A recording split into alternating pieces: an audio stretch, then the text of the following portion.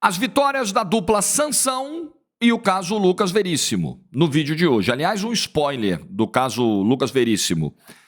Não me surpreende, tá? Não me surpreende. Deixa o seu like aí, rumo a 160 mil inscritos, se inscreva e ative o sininho. Corinthians e Guarani, falando em Lucas Veríssimo, para mim, vitória do Corinthians, vai ter que ir de Caetano e Félix Torres na dupla de zaga. Na véspera do jogo, o cara vai embora. É complicado. O jogo, eu disse isso ontem, quando lembrei da saída do Dorival, do São Paulo, há 12 dias do início do Campeonato Paulista. O jogo é feio. Esse jogo que se joga dos bastidores do futebol, do mercado de negociações do futebol, ele é feio. É muito feio. E o Guarani tá num momento turbulento, tá? O Regis entrou em rota de colisão com o técnico Humberto Louser, não foi inscrito no Campeonato Paulista, principal nome do elenco. Coisa tá quente lá nos bastidores do Bugre aí. Por isso, meu palpite é vitória do Corinthians hoje em Itaquera. Você entra no site do Aposta Ganha, eu deixo o link no primeiro comentário. As cotações estão lá da rodada do Paulistão. Você que tem mais de 18 anos pode se divertir nesse domingo com responsabilidade sempre. E o segundo recado, semana que vem, vamos abrir aí o lançamento para novos alunos do MSA. Você que quer aprender sobre o tráfego pago, trabalhar com isso, impulsionar o seu trabalho da sua empresa, o produto que você vende, o serviço que você presta, você tem que aprender sobre o tráfego pago, senão não adianta.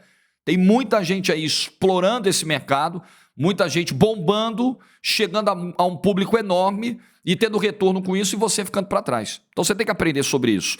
E no lançamento que a gente vai fazer semana que vem, nos lançamentos que a gente sempre faz, a Paola e eu, a gente traz premiações, bonificações para os novos alunos que vão chegar na mentoria, para os primeiros novos alunos que chegam toda vez que a gente faz essa abertura de vagas aí. Então entra no link que está na descrição do vídeo, lá tem um grupo de WhatsApp. No grupo, só a galera que quer saber sobre esse assunto e quer entrar para a mentoria, tá? Não tira a vaga de quem está precisando nesse momento. Beleza? Então tá na descrição do vídeo o link, entra no grupo, deixa o resto com a gente. A gente vai trazer lá todas as informações das premiações, a data da abertura das vagas, a live que a gente vai fazer, a Paola e eu, para explicar um pouquinho mais sobre o MSA. Entra no grupo, o resto é com a gente. Vou começar com a vitória do Santos, e eu vou ter muito cuidado para fazer isso aqui, dizer que nós já vimos ideias do Carille presentes. E a mesma coisa quando a gente falar do Carpini ontem, a vitória do São Paulo, com ideias também muito claras no Morumbi, naquela atuação de ontem à noite. Porque quando o Brasil estreou na eliminatória contra a Bolívia, nós fizemos a mesma coisa, né? Eu também fiz. Poxa, olha aí, ideias do Diniz estavam presentes e tal. E isso é perigoso porque, às vezes, gera uma sensação de que a gente está dizendo que está tudo resolvido. E não tá. E foi só o primeiro jogo do ano. Tudo bem. É um jogo importante, tá? Porque o Botafogo é um time da Série B do Campeonato Brasileiro. O Santos vai enfrentar o Botafogo mais 2 vezes no mínimo esse ano. Vai ter que voltar lá em Ribeirão Preto e vai receber o Botafogo na Vila, na Série B. Ou na Vila, ou onde for o jogo. Então é esse nível de adversário. Então o Santos ganhou de uma equipe, né, que vai apresentar, assim, de um padrão médio que ele vai ter na Série B, talvez. E é uma vitória importante também para a cabeça, para o mental, de um clube tão machucado com o que aconteceu na reta final do Campeonato Brasileiro. Você ganha confiança.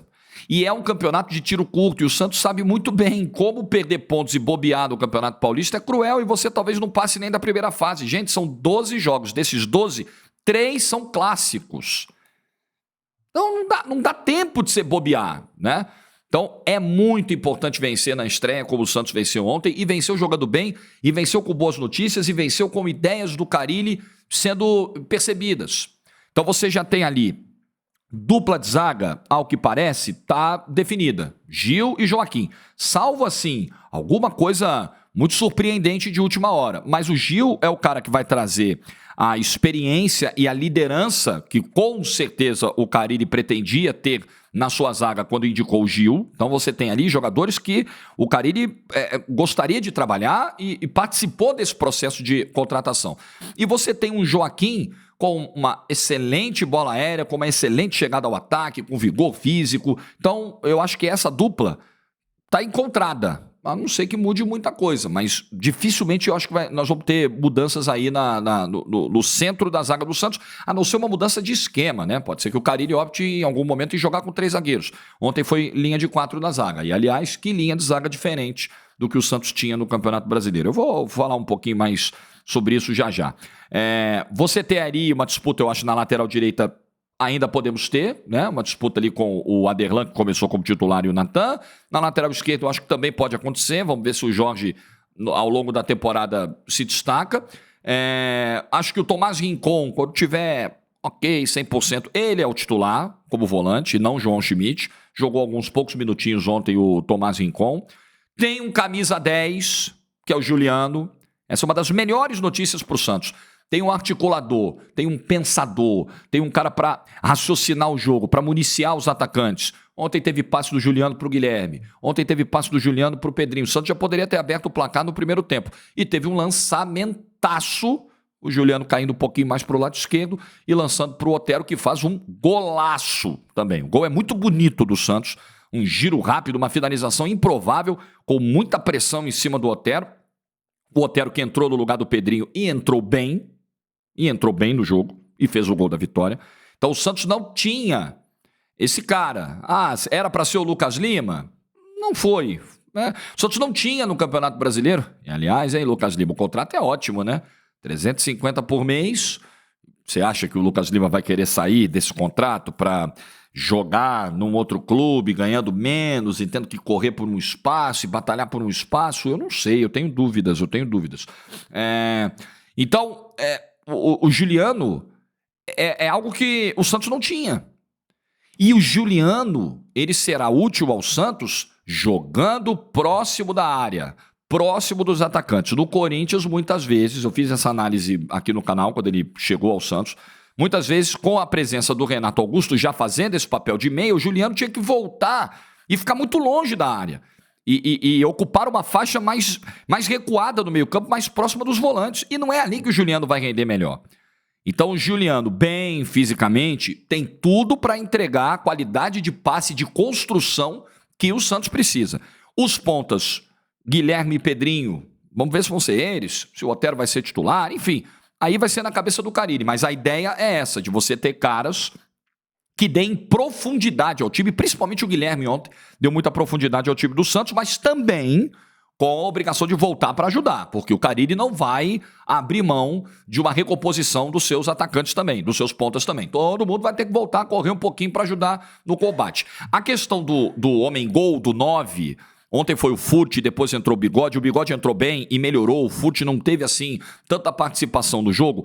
Essa eu acho que é uma questão que vai variar de acordo com o adversário, de acordo com característica de jogo, porque em algumas partidas vai ser melhor ter um cara como o Furt, um cara de área que vai brigar, que vai trovar. Em outros jogos, vai ser melhor ter a mobilidade e a dinâmica do William Bigode. Aí vai ter que ser no caso a caso. Eu acho que, naturalmente, alguém vai ocupar mais vezes essa posição, essa função de 9, de cara centralizado do ataque, mas talvez a gente não tenha um titular absoluto mesmo. Talvez a coisa varie dentro das necessidades de uma Série B.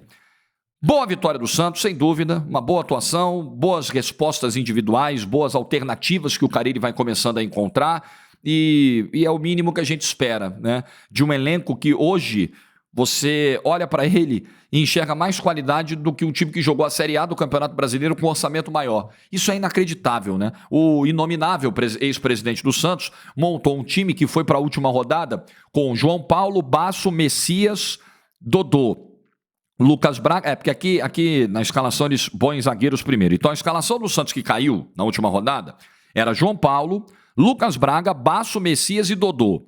Aí Gabriel Inocêncio, Tomás Rincon, Jean Lucas, Soteldo, Marcos Leonardo e Furt. Principalmente do meio para trás, assim, esse time de agora, de 2024, ele é claramente um time melhor do que o que foi montado no Campeonato Brasileiro.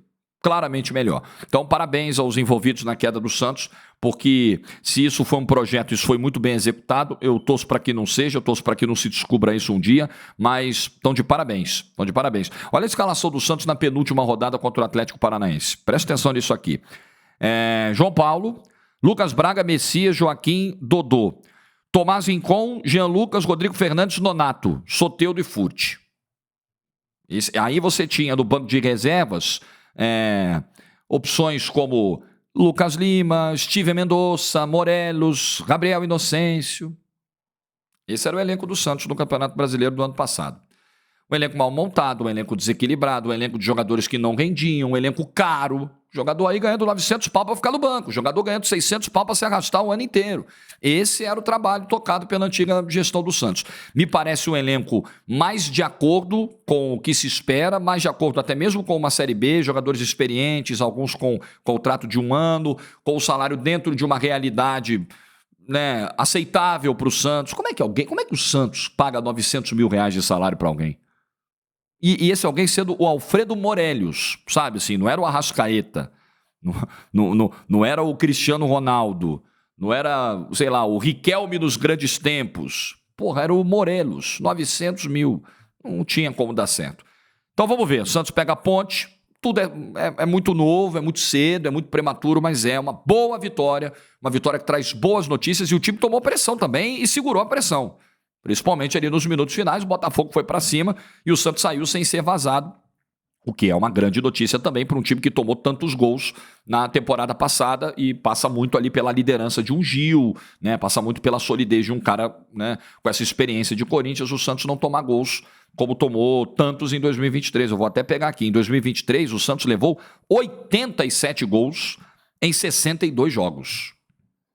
Isso não é pouca coisa não, gente. O Santos tomou 64 gols no Campeonato Brasileiro no ano passado. Então, também um técnico com as características do Carille, um técnico que geralmente tem boas defesas, né, se notabilizou por isso no Corinthians, certamente ele vai atacar esse problema, certamente ele vai estar muito atento a esse problema e até por isso a gente precisa ver se vai ser com linha de 4, se vai ser com 3 zagueiros, como vai ser daqui para frente o Santos. Ontem foi um pequeno indicativo. O trabalho está só começando. O ônibus acabou de sair do terminal. Está começando a andar ainda. Mesma coisa o São Paulo. E o São Paulo, tecnicamente, ele tem mais opções do que o Santos, né? Ele tem mais qualidade a oferecer ao seu treinador do que o Santos. O que você olha em termos de elenco para o São Paulo em 2024, num primeiro momento, gente, tudo é início, tudo é prematuro, não tem nenhuma conclusão definitiva aqui, é muito animador. Primeiro, quando você olha um time titular que tem Lucas, Caleri, Luciano fazendo esse papel ali como um 10, e ontem as posições estavam claras, o Lucas estava aberto pelo lado esquerdo, mas era um cara que caía por dentro, que vinha pegar essa bola e construir o jogo junto com o Luciano, se movimentar e trocar posição com o Caleri. Não era o cara que ficava preso na ponta, chegando apenas na linha de fundo, não se limitava a isso. Então era uma movimentação constante de jogadores que se entendem muito bem, que têm entrosamento, que gostam de fazer esses papéis que fizeram ontem, que estavam muito à vontade. Ah, Jorge, era o Santo André. Tudo bem, é o que a gente tem para analisar. Mas a ideia estava presente. Muita pressão, muita circulação de bola e muita rotação do Lucas. O Lucas é outro papo, gente. O Lucas é outro...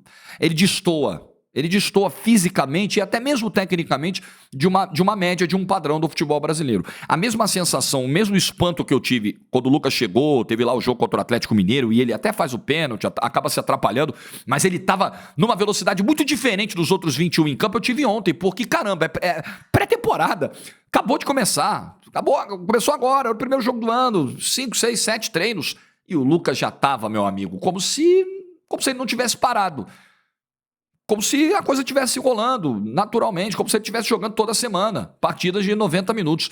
Impressionante a dedicação, o interesse, o prazer de vestir a camisa do São Paulo e o que ele pode te agregar fisicamente e tecnicamente. É um jogadoraço que não vai estar disponível em todos os jogos do ano. O São Paulo precisa se preparar para quando não tiver o Lucas, numa suspensão, numa lesão, batendo na madeira, mas... Tendo o Lucas, o São Paulo tem um outro patamar competitivo. É outro time. E é uma equipe que tem opções de banco. A gente hoje está discutindo sobre o São Paulo. O que vai fazer com o Rames? Como é que você vai tirar o Luciano do time? Onde você vai encaixar o Rames Rodrigues hoje nesse time? Porque o Rames, infelizmente, desde que chegou, ainda não ofereceu a intensidade que se espera. Teve pênalti perdido, teve também alguns lances que prejudicam, né, esse encaixe e essa aceitação da torcida e essa entrada do time. Mas não é só isso, não é por lances isolados que o Rames até hoje não teve o espaço que se imaginava do São Paulo. É porque não dá, assim, não consegue. Hoje não tem como você tirar alguém desse time para colocar o Rames Rodrigues. Aliás, não é só o Luciano. Ontem entra o Galopo no lugar do Luciano para fazer a função do Luciano, que é o cara que joga centralizado, distribuindo passes, que do ano passado, até se machucar, estava sendo até artilheiro, estava fazendo gols, além de ser um articulador de meio campo. Então a briga para o Rames hoje, ela é muito difícil. E você olha para o banco do São Paulo hoje, você tem um Rames que, né, vai ter que suar bastante. Você tem um Eric, que entrou bem ontem, rabiscando, indo para cima. Você tem o Luiz Gustavo, que ontem entrou. Na verdade, ele nem entrou na do Alisson, né? Ele entrou na do Pablo Maia, o Alisson foi fazer a outra função. Enfim, você tem as opções para a zaga, mesmo tendo perdido o Beraldo, mas você tem a Arboleda, você tem Ferrarese, e aliás é um problema porque Ferrarese 100%, o São Paulo vai perder tanto o Arboleda quanto o Ferrarese na Copa América. Você tem o Alan Franco, olha, São Paulo em termos de peças tem o que oferecer ao Thiago Carpini. E o Thiago Carpini, em termos de ideias, tem o que oferecer ao São Paulo. É para ficar otimista o torcedor do São Paulo? Eu acho que é. Entreguem as taças? Não estou dizendo isso.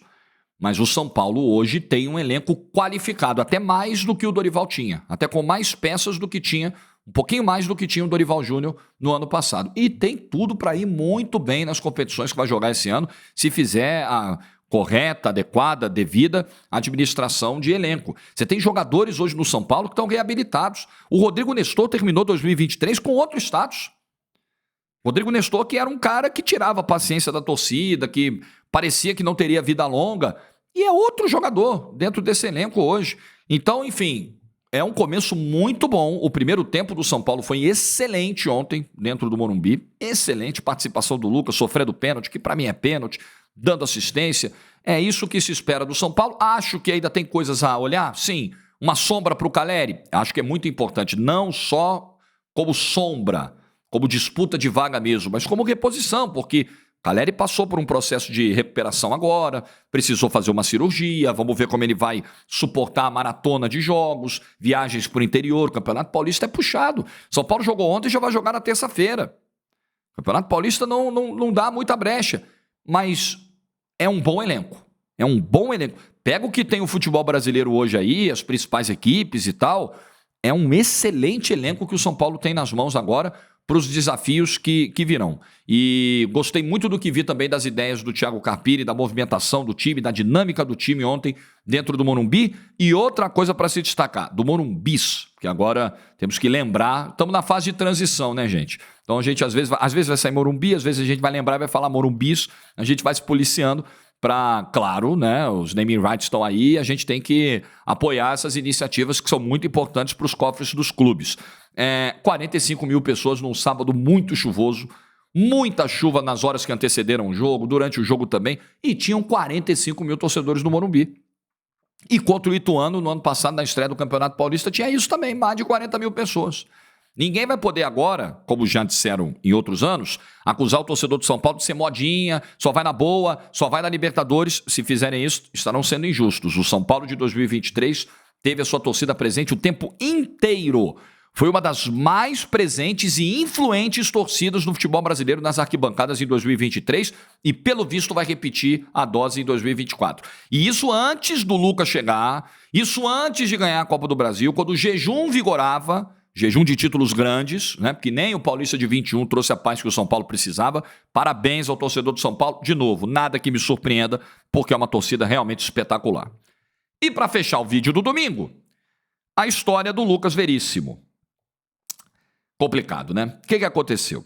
Só para você entender. Hoje tem o jogo contra o Guarani e ontem, véspera do jogo, todo mundo contando com o Lucas Veríssimo para ser titular da zaga do Corinthians hoje. O Lucas Veríssimo vira e fala: tchau, tô indo embora, tô indo pro Catar. Só falta ele fazer como o Roger Guedes, né? Dizer que era o sonho dele jogar no Catar. Não sei se vai acontecer essa fala e será muito curiosa se acontecer.